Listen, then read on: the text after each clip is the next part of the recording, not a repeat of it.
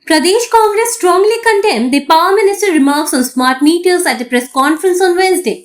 Speaking at Congress Bhavan, party spokesperson Prabir Chakrabarti alleged that the minister's statements on electricity reflected double standards. He said the Congress was not demanding much, but all charges related to smart meters must be withdrawn immediately. Otherwise, the state government must provide subsidies to consumers. Failing this, the Pradesh Congress will continue its statewide agitation over electricity issues. সালের পর অনেক গর্ব অহংকারের কথা বলেন, এগুলি বলে সময় নষ্ট করবো না।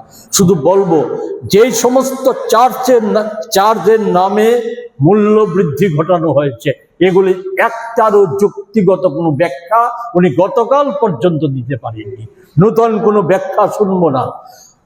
সর্বাগ্রে এই চার্জ প্রত্যাহার করতে হবে, সকল চার্জ প্রত্যাহার করতে হবে।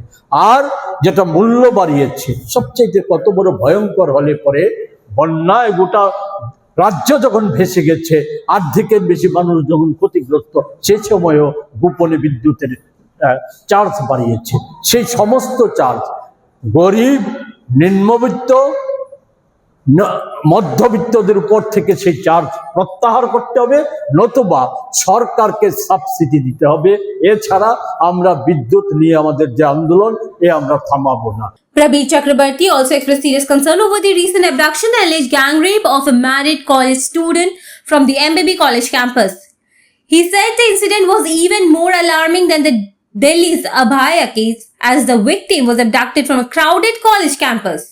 He demanded the immediate arrest and punishment of all those involved.